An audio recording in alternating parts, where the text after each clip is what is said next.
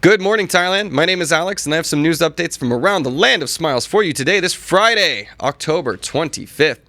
Now, today we'll be talking about a night of horror in a sleepy Thai village. An American woman who is suing over the spiciness of a Thai dish, can't take the heat.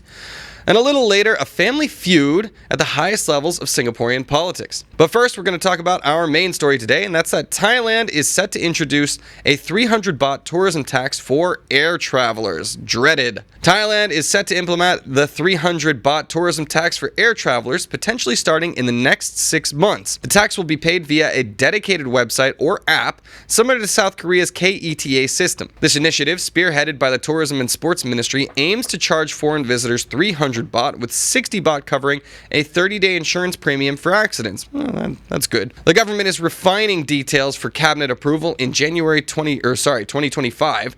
The tax could later expand to overland and sea travelers, with revenue supporting tourism safety measures. Well, all right, it's annoying, but this is exactly where the government can rake in some revenue. There's millions of travelers that come to Thailand every single year. This will raise ostensibly, definitely millions of baht, hundreds of millions of baht, probably, depending on how many people actually come in. So I don't think it's that discouraging, but tell me your thoughts. I mean, this is one of the problems with being a tourist, right? You get nickeled and dimed all the time. But as long as that money is being used, and, audits would be nice to make sure that, the foreigners that are coming here, getting into trouble, getting into, being uninsured or something like that, if it can go towards covering those expenses for health and safety, I say okay. But what do you guys think? Are you going to be happy to pay that extra 300 baht, or do you just see this as another nickel and diming measure from the powers that be here in Thailand? Let me know. All right, on to our next story. We are heading down to Pattaya, where a drunk motorcyclist has crashed into a repair shop. That's right, a drunk motorcyclist lost control and crashed into a repair shop in Pattaya early on October 24th, resulting in serious injuries. The accident occurred on Pattaya Central Road near Soi 8/1. Pattaya police, along with the Sawang Buribun Rescue Foundation and a medical team, responded to the scene around 1:30 a.m. The man, who had no identification, appeared heavily intoxicated and suffered a large head wound. He was treated on site before being transported to a local hospital. Police are investigating to determine legal liability for the damages.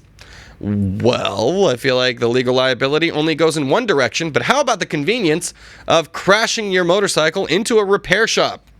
Hey, if ever there was a place. But yeah, honestly, it seems like this guy should be on the hook for the damages. Doesn't seem like that. It's always the problem, right, in these situations. The people that get into the trouble and make the crash, okay, sure, the people with Porsches, but they get out of it through paying legal fees and stuff like that. In this case, this seems like a guy who just doesn't have the money to pay for the damages. He wasn't carrying identification, no insurance, anything like that. So even if he is liable for the damages, how's he going to pay it? Not clear. So guys, again, just don't drink and drive. I think it's that easy. But easier said than some. Easier said than done for some, apparently.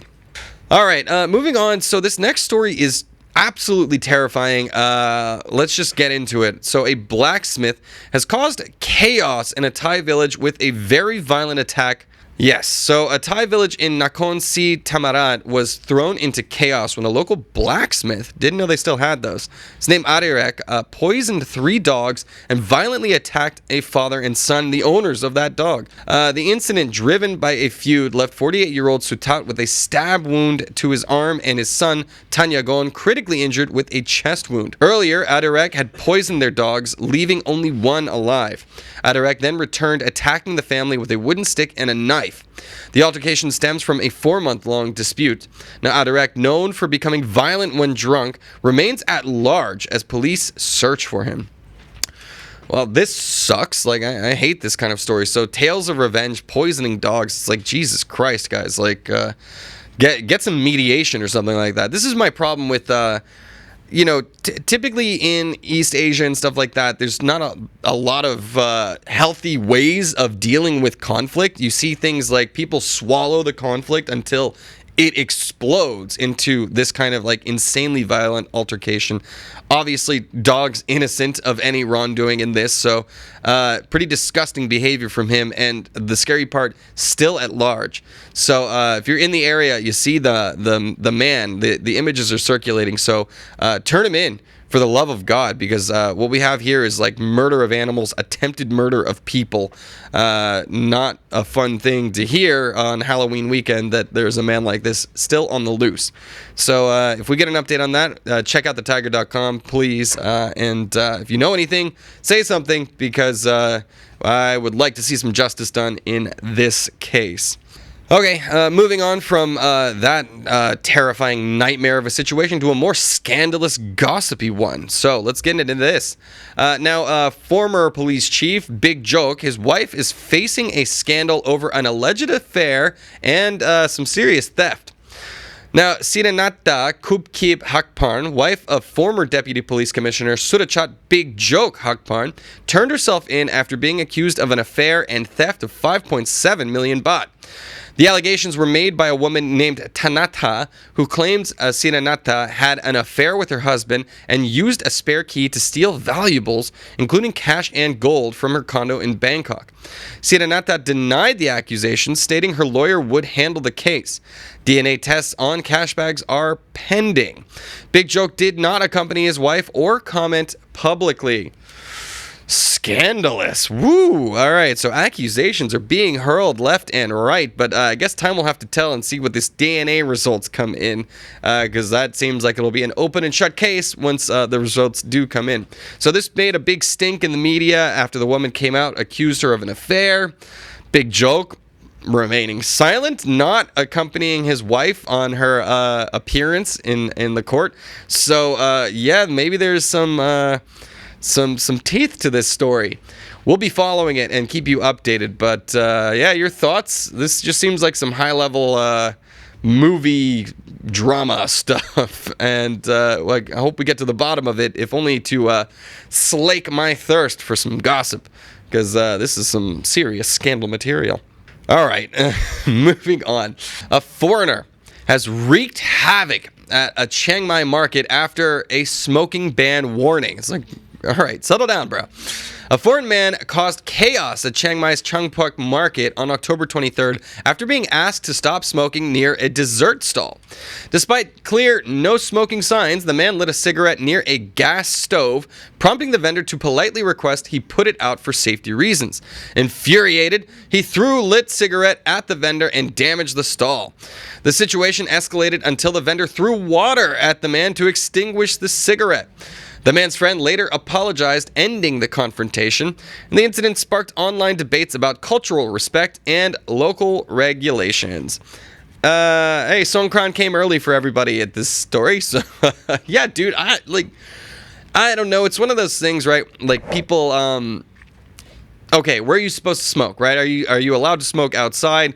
This was outside, but there's no smoking allowed. There's a gas canister nearby, so safety is an issue. And again, you're a guest in this country. Just be respectful. I think it's just insane how, look, okay, you can't smoke here. Bummer. Walk a little further down the way. I don't know what to tell you, man, but to flick your cigarette at somebody, especially where there's a gas stove nearby, it could be very dangerous. You're lucky you didn't get a whole gang of Thai people rolling up on you and giving you the little bit of a beatdown treatment to teach you some manners, you know? At the end of the day, this woman handled it just fine, I think, throwing a little bit of water to extinguish the danger and maybe, cool the man down a little bit. But, yeah, in any case, let me know your thoughts, guys. Where should you be allowed to smoke? Because apparently some people got a problem with it. All right, moving on. We have this story. All right, it's a bit of a bummer to me because I'm a big fan of spicy food here in Thailand, but unfortunately we have somebody who was not and is willing to sue over it. A California doctor is suing a Thai restaurant over a spicy dish burn. All right, a California neurologist, Harjaslene Walia, is suing a Thai restaurant after claiming she suffered permanent injuries from eating a spicy dish, aka Dragon Balls, weird name, at a restaurant called Kude Thai. Love the name. In Los Gatos. Walia alleges that despite requesting a milder version, the dish caused severe burns to her throat, nose, and vocal cords due to the intense heat of bird's eye chili.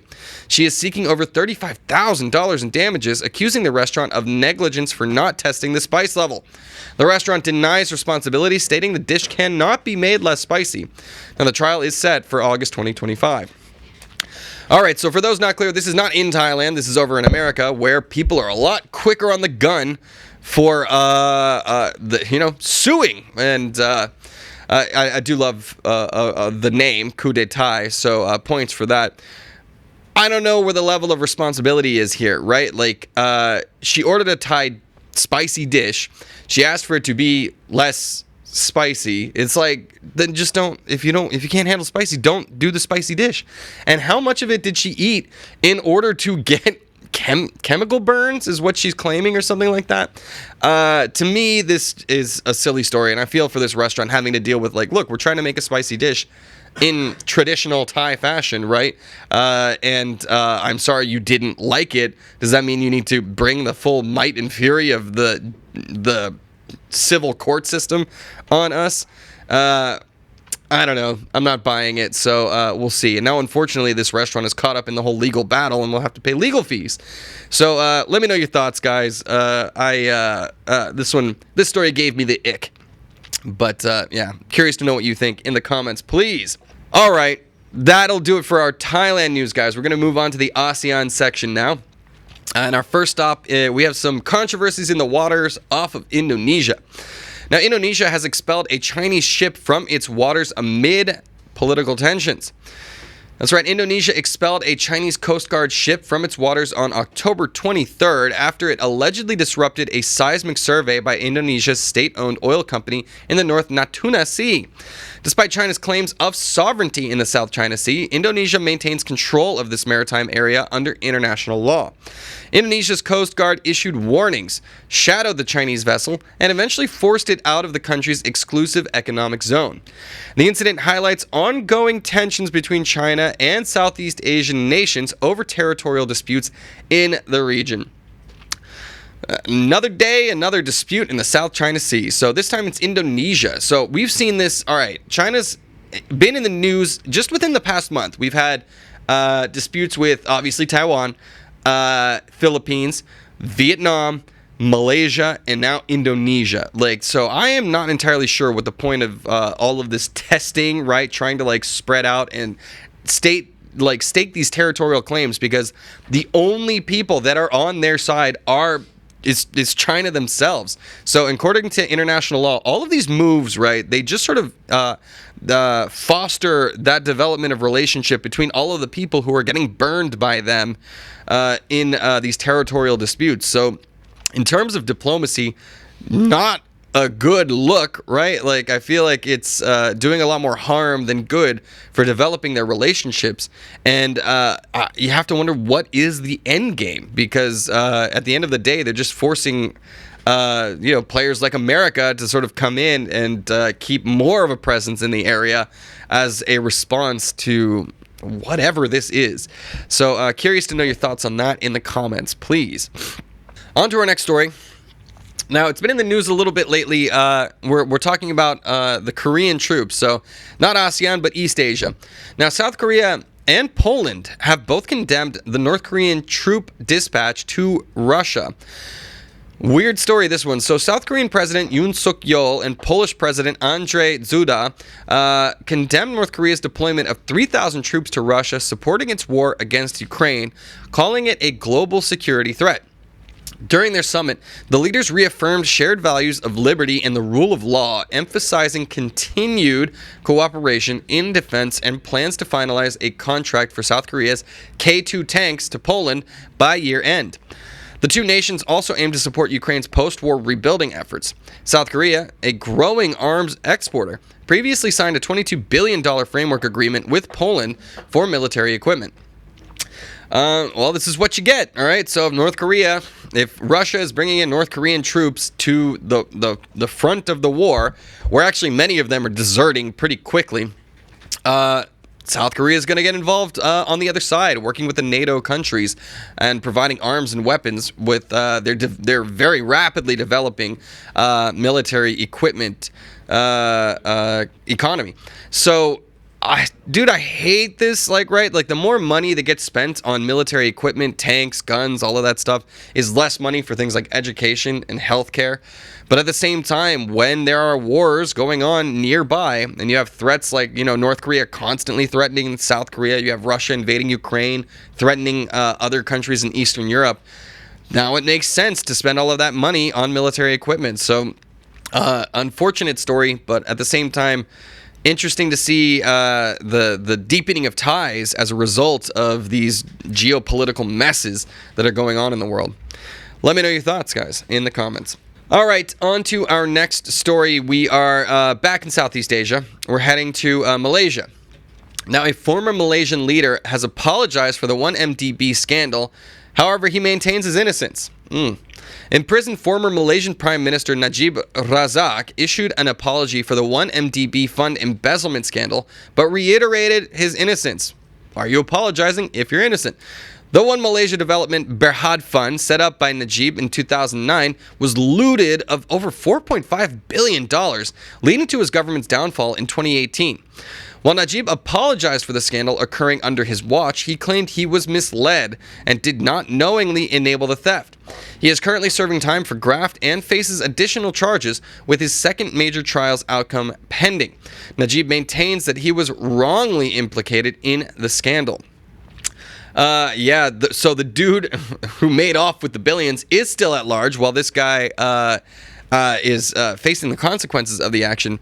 You're the prime minister, you set up the fund, the buck does stop somewhere. So whether or not he was directly involved with the scandal kind of is irrelevant, because he created the environment that allowed this scandal to unfold and the people of Malaysia to be robbed of billions of dollars, which is no small fee for a developing country in Southeast Asia. So, I don't know. Apologies. I guess it's nice, but it's not really going to fix anything. And until the money is tracked down, which appears to have been lost in the wind, I don't think anybody's going to feel too happy about this story. Now, what do you think, though, Malaysia? Involved or not? Because certainly implicated and facing some punishment. Certainly tarnished the reputation for life. All right, moving on. We have our last story today before I'll get into the comments and talk about all of the spicy action that's going on in there.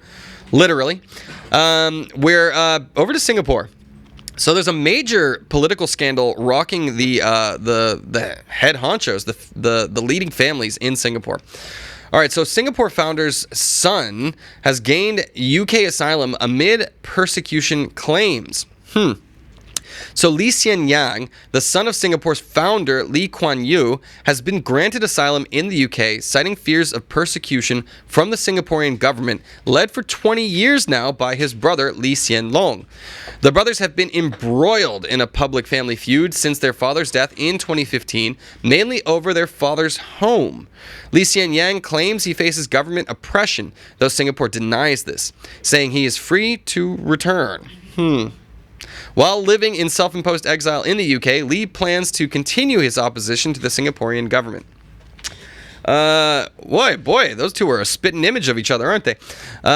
Lee Hsien Yang and Lee Hsien Loong, two sides of the coin over here. So both, you have a family political dynasty, as you often do in Southeast Asia, but here in Singapore, it is very not okay to be diametrically opposed to the government. So this man is living in exile. I'd be curious to see what happens if he did. Hey, you're free to come back whenever you like, and then all of a sudden cuffed. That would not surprise me to see Singapore pull a move like that.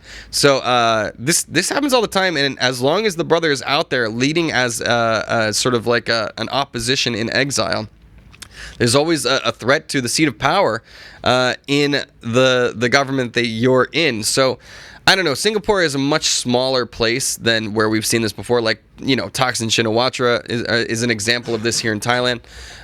But Singapore is much smaller, easier to manage, much richer than many of its neighbors. So in that way, I think the stability of the country is secure.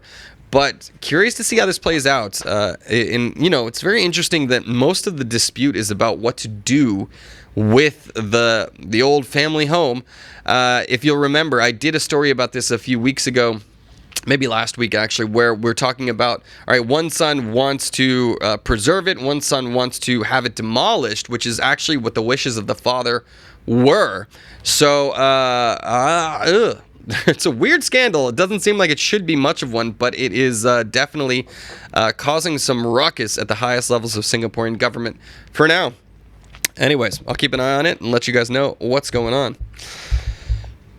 Okay, let me close down the show, and then I'll get into the comments to send you guys off into your Friday. All right. That'll do it, everybody. I hope you've enjoyed this show. Got some news updates from around Thailand and East Asia. So we will be back again on Monday before I head out to Singapore myself, and I'll bring back tales of my adventures. Always go to thetiger.com for more news updates throughout the day, and then also go to ASEANnow.com where you can join the conversation. It is Thailand's largest expat forum. Always a fun time to be had in there. All right, let me get into the comments.